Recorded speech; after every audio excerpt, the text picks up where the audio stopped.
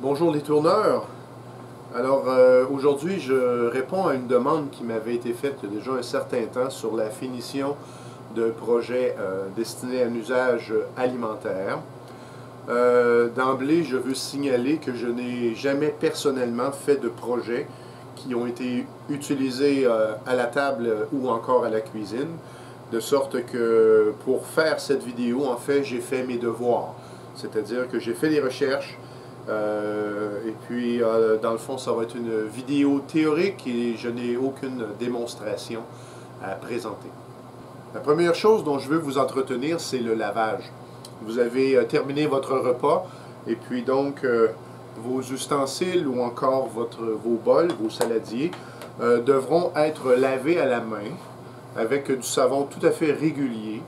Et le lave-vaisselle est un interdit. L'eau sera beaucoup trop chaude dans le lave-vaisselle et vous pourriez endommager vos pièces. Donc vous avez tourné vos objets, vos saladiers, peu importe. Et puis finition numéro 1, rien. Oui, on peut absolument ne faire aucune finition.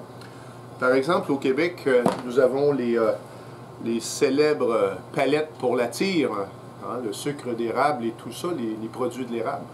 Il n'y a jamais de finition, jamais de produit de finition sur ces palettes-là.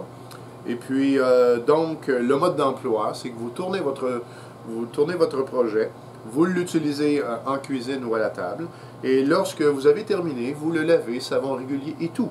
Ce qui pourrait arriver, ce qui va arriver, c'est que le bois va prendre des couleurs. Et puis, ça va être ça la réalité. Finition numéro 2, l'huile végétale. Alors, je pense, je n'ai pas fait de recherche, que l'huile végétale est le produit numéro 1 dans les finitions alimentaires. Tout simplement parce que c'est tellement facile à appliquer. Hein.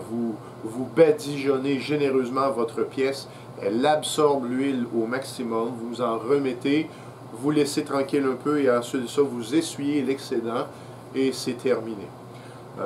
Lorsque vous aurez vos salades et vos plats et tout, eh bien, vous faites ce que vous avez à faire et après usage, vous lavez comme on a mentionné.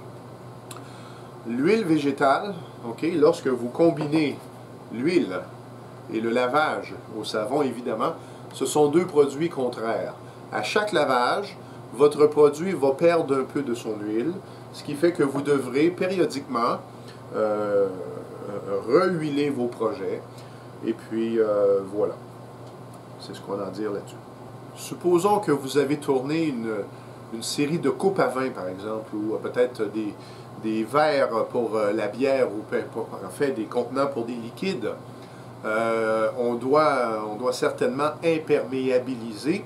Alors, la question se pose, est-ce qu'on peut utiliser du polyuréthane comme finition? Est-ce qu'on peut utiliser de la laque? Est-ce qu'on peut utiliser des polis applicables? Est-ce qu'on peut utiliser de l'huile antique? Est-ce qu'on peut utiliser de l'huile danoise? C'est une question qui est débattue. Alors, pour vous donner la réponse à cette question, je vais me cacher derrière ce manuel qui a été écrit par un Américain, Bob Flexner. C'est un homme qui est reconnu dans la communauté des ouvriers du bois comme étant un spécialiste de la finition. Et à la page 76, un encadré, ici, un encadré parle de cette question. Est-ce que tous les est-ce que tous les types de finition sont applicables pour l'alimentaire? Alors, je vous résume son article. Donc, depuis que le plomb a été retiré des produits de finition, et il y a déjà de cela plusieurs décennies, alors, une fois que les produits ont séché, et on parle ici d'une trentaine de jours, parce que le produit est complètement sec, il n'y a aucun problème à l'utiliser pour un usage alimentaire. Vous lisez sur les ingrédients des choses comme distillats de pétrole, des cicatifs, produit à base de métaux lourds, il n'y a pas de problème. Les additifs sont là soit pour donner au produit plus de dureté ou encore pour les faire sécher plus rapidement. Selon Bob Flexner, 30 jours de séchage et le produit peut être sans problème utilisé pour usage alimentaire.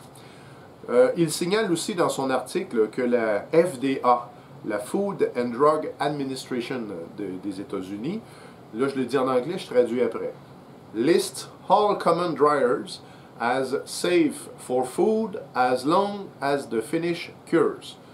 Ma petite traduction, la FDA considère que les additifs sont sans danger dans la mesure où ceux-ci ont séché complètement. Ce produit, par exemple, signale bien, ou c'est peut-être l'autre, je ne me souviens pas, que les émanations, les vapeurs sont extrêmement nocives et que vous devez avoir un appareillage complet de protection parce que votre vie peut être en danger. Mais lorsque le produit a séché complètement, il n'y a aucun problème. Je vais rajouter aussi, si vous avez des doutes, abstenez-vous. C'est la règle d'or.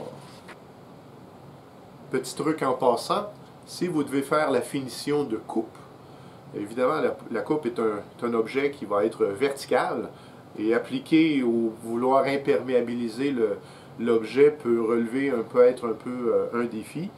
Alors un truc en passant que j'ai pris d'un tourneur québécois du nom de Simon Gadouri, et vous pouvez chercher sur YouTube si ça vous chante. Mais c'est très simple en fait. Il utilise un petit moteur pour broche à barbecue. Ce sont ces moteurs qui font tourner les poulets lentement au-dessus du barbecue. Et lui, ce qu'il a fait, c'est qu'il s'est créé un genre de système où le moteur fait tourner lentement la coupe ou l'assiette ou peu importe. Et donc, ça peut être la façon la plus propre de terminer l'intérieur de pièces pour que la finition soit également répandue. Regardez, j'ai un petit moteur de barbecue. Regardez la vitesse de rotation. Et donc, c'est un moteur qui est fait pour tourner à cette vitesse-là.